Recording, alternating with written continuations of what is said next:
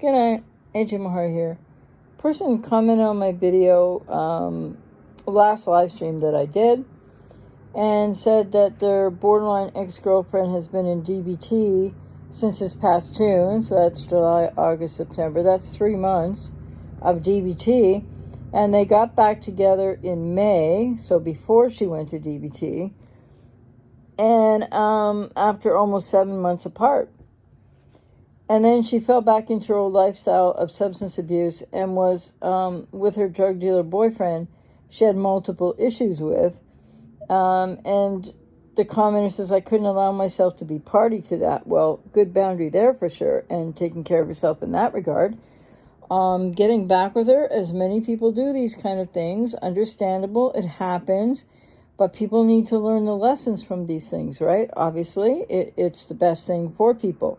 Commenter continues, for me, I never fell so hard, so fast for someone. That's usually a red flag, by the way. Although it feels wonderful, that's a big red flag people need to, understand for going forward, right?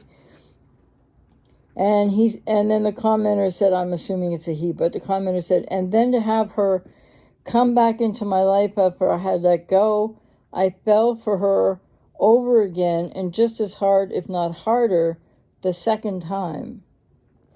A lot of codependency going on there would suggest, and falling so hard for someone suggests that you're not having the healthiest functional relationship to and with yourself that you could, and I say that with all compassion and no judgment. So I hope that you'll get into your own healing and recovery process. And then the commenter said, I guess my question is, what happens with treated borderlines? Well, first of all, before we get to what happens with treated borderlines, somebody who's been in DBT for 3 months is not a, quote, treated, unquote, borderline. They're still very much somebody with BPD who's barely yet but begun therapy. Therapy can take 8 to 10 to 16 years. So this person is not treated. Let me make that clear. They're getting some treatment, but that's not going to yield much difference very quickly. And for many that will go to treatment, be it DBT or some other modality, after 3 months, not necessarily anything changes. And they can, if they have substance abuse issues, etc., well, it's a much more complex recovery process. And as this commenter indicated, the person fell back into her old lifestyle and substance abuse, etc. So whatever happened so far in treatment for her in DBT therapy, she's not getting it. And it isn't helping her right now. And that wouldn't be the fault of the therapy.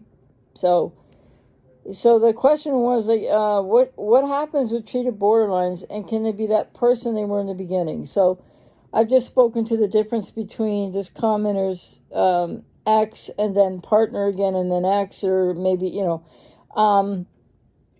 months of DBT is not treated. So that's important to know.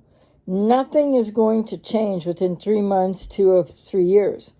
It takes a lot of work for these people. And that's if they stay out of substance abuse and old lifestyles, etc., which is important for their recovery.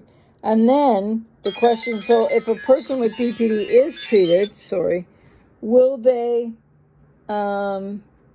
become the person they were in the beginning? No, not at all. Absolutely not. The person they were in the beginning was, first of all, somebody with borderline personality. Secondly, codependency with the BPD, and the people-pleasing and the mirroring and the seeking identity through you. Nobody is going to find their identity in treatment for BPD, largely not in a DBT modality, but DBT is a great therapy as a start, but 3 months of it is but nothing in terms of change. But no, when people with BPD get really successfully treated, which goes usually beyond the modality of DBT at some point, to transference-focused psychotherapy, schema therapy, other things that do where people with BPD can do the deeper healing work, which can be lasting and can mean people change, but not 3 months worth of DBT, or even necessarily a couple years worth of DBT, because at best they're going to be learning better symptom management, though that didn't happen with this commenter's person with BPD in their life. So no, they're not going to come back to the person they were in the beginning, because the person they were in the beginning was but a fragmented aspect of somebody who's not really real, with a lost self. So when people with BPD do get treatment, successful treatment over multiple years, and really can get to healed and recovered, then they're not going to be that person that was idealizing you at all. They're going to go on to know much more about who they are, what they want, and they're likely going to move forward and not look back to exes. And then when I healed and recovered, person I was with I didn't want to be with anymore. I realized we had no compatibility, and I knew what I wanted moving forward in my life. And I wasn't like looking for another person right after that, but I broke up with that person. So no, a great question that I haven't had asked before, I don't think, this way. But when a person with BPD is treated to a successful level and or healing or recovery, like really close to that, or healed and recovered, they will not be the person they were in the beginning of the relationship. They will be a real, whole person with average mental health who's not going to ever enter a relationship the way they did when they had BPD. And then the commenter said, I'm having problems letting go of the person I love. Well, and here's something else I'm going to talk more about. I hear you when you say you're having problems letting go. It's very complicated and complex. You need your own healing and recovery journey. I'm out here to resonate with you, but find someone to work with. And the other thing is, so having trouble letting go of the person that you love, you need to get in your own healing and recovery journey to understand more about what you think love really is. Because what you're saying, that you love this person, that's not healthy love from codependent perspective at all either. So again, I say that with no judgment. So you said you're having trouble letting go of the person I love and had the world and the rest of our lives to look forward to. Well, yes and no. That was what you believed, with some denial and perhaps not understanding the gravity of the person's problems with BPD. And you said even with talking to someone about it since the first time she and I broke up, the idealizing, future faking, and devaluing all hit hard. Well, and please hear me when I say this with compassion and understanding and not judgment. Her idealizing you was one thing, okay? And you probably didn't know what that was at the time. But you said you fell hard and fast for her too, so that indicates probably some codependency. And future faking, well, it sounds like you might have had a little bit to do with that yourself in what you believed from the framework that you knew, but this is something that you need to heal in yourself now. And if she was future faking as well, okay, but focus on yourself going forward. And the devaluation hit hard. Yes, it always does hit hard, because people are trying so hard to get people to therapy and think that that's going to change them quickly or something, if at all. But it's a long haul of somewhere, quoting Dr. John Gunderson on this, by the way, between 8 to 16 years. It took me 15 and a half years, and I didn't even have BPD as severely, or the iteration of whatever it is today, as it is now and has been for the last 10 or 15 years, which I'm going to have a lot more coming on too. So what I'm saying here to you, commenter, SPM, is with your codependency and what you've experienced with falling hard and fast for her twice, the idealizing, the future faking, and devaluing, well, you didn't devalue yourself. No, you didn't. And that's very painful. Future faking, you might have had a role in your denial in believing that, okay?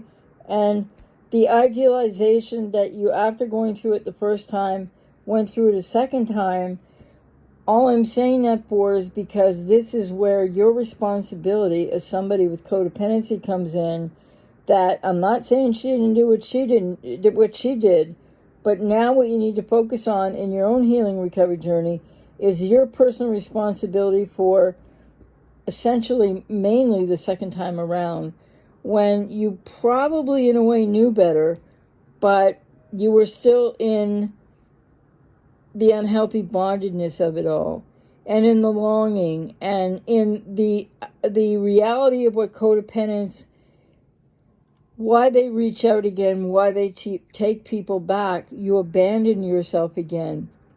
So just know that when people with BPD are treated to healed and recovered, which is so possible and does mean that people with BPD can come into the general pool of averagely mentally healthy people with substantial significant treatment, but not 3 months of DBT therapy. It's going to take between 8 to 16 years, and that's what Dr. John Gunderson and Dr. Frank Yeomans talk about in their modality of treatment, which is transference-focused psychotherapy, which I think is one of the best.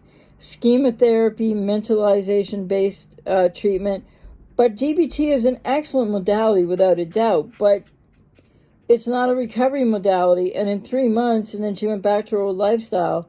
So I hope if you hear nothing else here, and anyone that can relate to what SPM has been going through, you need, A, not to give them the second chance, and B, you need to get into your own healing and recovery journey for codependency, because you're abandoning yourself, and you're just going to get rewounded and rewounded and rewounded, and you deserve so much better than that.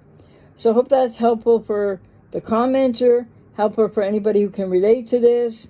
I'm working with clients right now who want to go back and try again.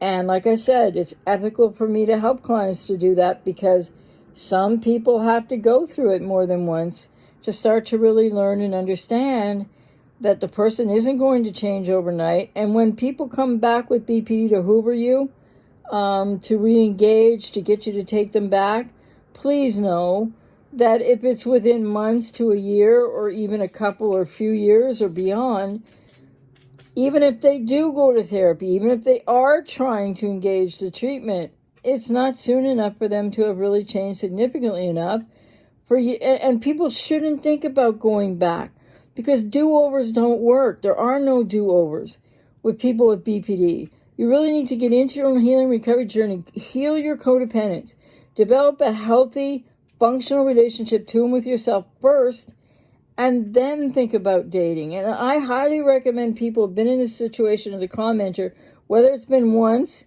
and then you got ghosted or broke up, or the relationship ruptured, or however it ended, and then when they come, so whether it's been one time or multiple times, what people really need to know is that you're just prolonging your agony, and it is your codependency, and you aren't taking care of yourself, and you're in the unhealthy relational codependent patterns that allow for things like denial. But when they come back to hoover, to get back,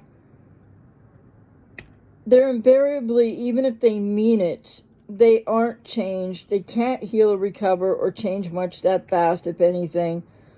Essentially, even with good intentions, they're either outright lying to you when they come back to hoover, or you reverse hoover for that second chance or that third chance or fourth chance or fifth chance, whatever it is in different people's lives. But when they hoover you, they are lying. Or maybe they have good intentions, but they're still lying in a way, or being untruthful, maybe perhaps through their own denial, because nothing is fast about BPD recovery. But BPD recovery is real, but it takes lots of years, lots of dedication, and people really have to go through a long and difficult, challenging process with that. So to this commenter and anyone who resonates with this, please get into your own healing and recovery for codependency. Because, and the question about whether a person who's really treated and then healed and recovered with BPD would be the same person as they were when they idealized you, no, not at all. And I can just speak as somebody who recovered and healed from BPD. No more splitting. Like 30 plus years ago, I healed and recovered. I don't split. I don't idealize. I don't devalue. No. So people need to take care of their codependency and shift, and it's painful and difficult. I'm out here to help you if I resonate. Shift your focus from the cluster B to yourself, which is really hard and difficult and painful for people with codependency, Because a lot of the reasons that people are getting in these relationships in the first place, let alone cycle back through them again once, twice, multiple times, because people with codependency are trying to avoid their own pain. And guess what? The pain that you need to heal your codependency, to face that, to process and work through that process, is not going to hurt as much as how many times you're going to go around and get hurt by somebody with BPD. Hope that was helpful. If you haven't subscribed to the channel yet, by the way, whichever side the picture is, please click on it and subscribe. And I hope that was helpful. Take care.